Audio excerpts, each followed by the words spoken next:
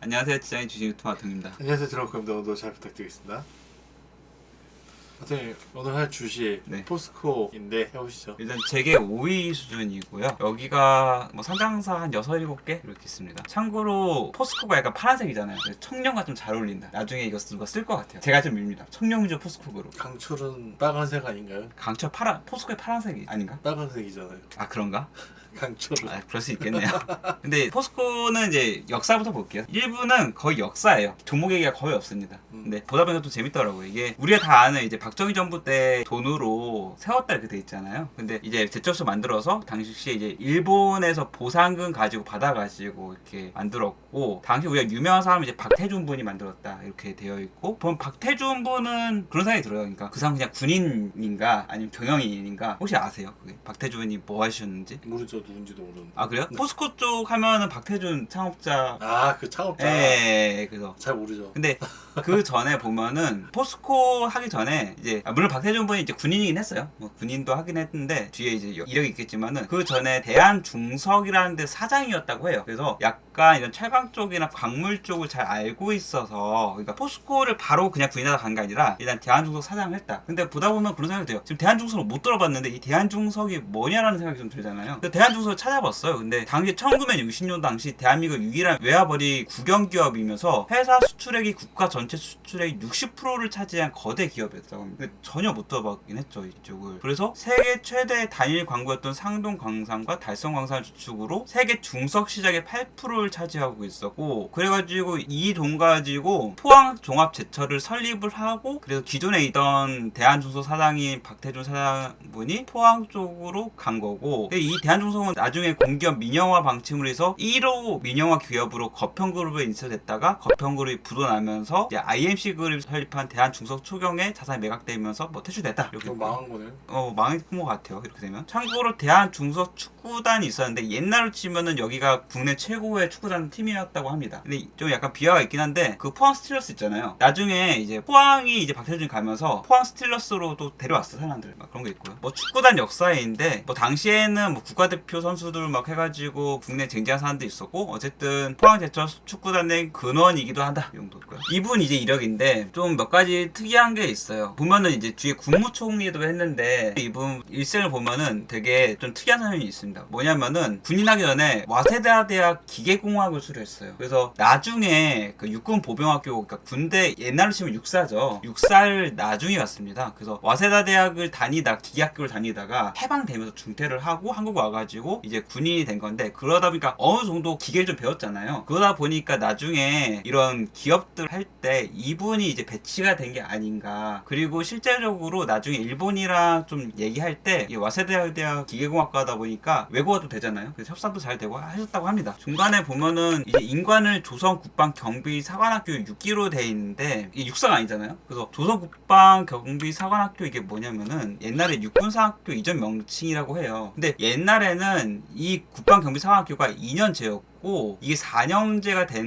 게 11기부터인데 이제 박태준이 7기입니다. 근데 11기가 그 전두환이에요. 그러니까 보면 전두환이 선배가 있다고 하지만은 전두환 입장에서는 다 위에는 2년제 선배였고 본인이 1기였어요. 그러다 보니까 어떻게 보면 위에를 무시한 것도 있었고 본인이 짱을 먹은 것도 있었고, 그리고 엄밀히 따지면 애매한 10기가 하나 있었는데 10기가 당시에 이제 한국 전쟁 당시에 부산 쪽에서 4년제를 하긴 했다고 해요. 근데 약간 그게 약간 붕 뜬 기수라고 합니다. 뭐 육사인데 뭐 화랑대 있고 가슴엔 조구 두 눈은 세 개로 슬로건이 있고요. 육사의 뭐 역사인데 1945년 12월 5일 군사 영어학교라는 이름으로 했다가 이게 계속 뭐 바뀌었다 이 정도만 볼 것 같아요. 이거 박태준 분 어록인데 좀 멋있긴 합니다. 그러니까 나름 이제 사심을 이분이 되게 안 가지고 족을 위해서 어쨌든 군인 시절에 유명한 일화가 있다고 해요. 이 뒤에 나오는데 이분이 이제 인관한 다음에 되게 좀 청렴결백하게, 옛날에는 군대에서 좀 헤쳐먹는 게 많았잖아요. 근데 본인이 부대 내에서 누가 이제 식재료, 그러니까 뭐 김치 이런 거를 헤쳐 먹는 데가 있었는데 그거를 잘 막고 뭐라고 많이 했다. 뭐 이런 일화가 있고요. 그리고 옛날에는 그 통금 시간이 있잖아요. 근데 통금 시간 당시를 부인의 첫째 아들들인가? 첫째 아들이 아팠을 때 그 통금을 지키기 위해서 본인 개인 그 군용차를 안 썼어요. 그 아들이 죽어버렸어요. 그래서 약간 그런 강직이라고 하나? 좀 더 그런 면도 있다고 합니다. 지금도 많이 헤쳐먹죠. 아, 그렇죠. 그래서 군납비리에서 이제 고춧가루 사건 이게 아무튼 유명해가지고 되게 뭐라고 많이 했고, 나중에 이 비리를 일으킨 그 군납업자를 어쨌든 나중에 용서하거든요. 성장가요 성장. 내가 용서.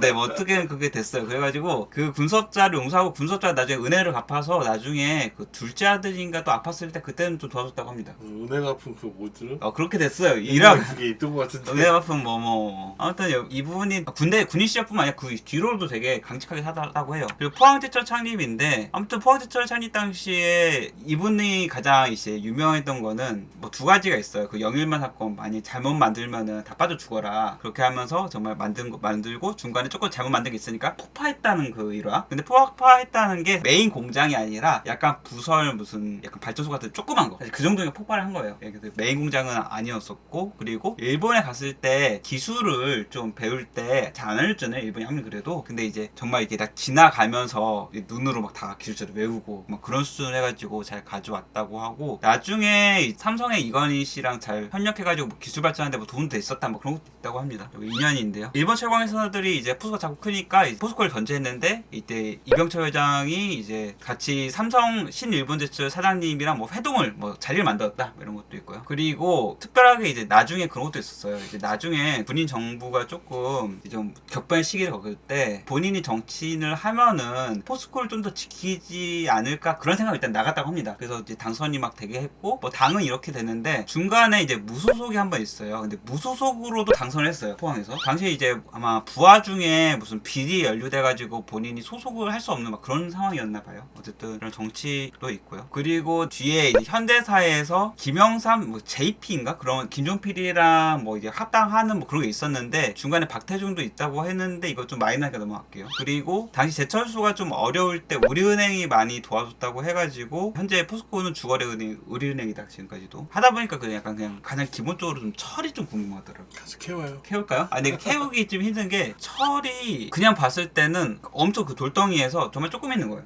당연하죠. 그래서 일단 우리 인체도 철이 있는데 우리 인체에는 평균적으로 약 4.5g이 철이 들어있다고 하고, 그럼 사람을 갈아서 넣으면 4.5g. 딱 4.5g. 그래서 우리가 철이 받을 없다고 수 하는 있어요? 거예요. 예, 우리가 철이 없는 이유는 이거밖에 없어서 4.5g밖에. 그렇게 하고 원소기호가 F이고, 뭐 보면은 녹는 점이 1138도, 끄는 점이 2862도인데 개인적으로는 아니 녹는 점은 그다지 좋고 끄는 점이 2800도면은 아니 옛날에 그 철기 시대 때를 어떻게 발견했나 그게 좀 신기하긴 했어요. 아니 이거 어떻게 발견했지? 이 높은 열을 누가 끓일 생각을 하냐 돌덩이를. 그 역사를 보면은 청동기 다음에 철기가 있고, 옛날에 뭐 히타이트족인가 거기가 많이 잘 썼다는 것도 있고, 이집트 아시리아 지역부터 만들었고, 이제 보다 보면 당연시 될 수도 있는데 철기가 없는 데도 있어요. 사실 철기 시대가 건너뛰는 거죠. 그냥 이제 무역으로 하다가 들여와가지고 이거 어디서 가져왔냐 해가지고 그냥 교환으로 해가지고 설배울 때는 전체 역사가 있고 해당 우리나라 국가가 있으면은 우리나라는 철기가 언제부터 시작됐냐 그런 게 좀 중요하긴 합니다. 뭐 제조법인데 적철석, 자철석 뭐 이런 거를 원료로 해서 뭐 산화철을 만들고 뭐 석회석도 넣고 열심히 이제 불로 때워가지고 만든다 이런 거죠. 철을 만들면은 건축물에도 쓰이고 기계 선박하니까 저는 개인적으로는 그냥 이 정도의 그 문명이 있잖아요. 그러니까 철이 있는 문명 이런 거에서 이제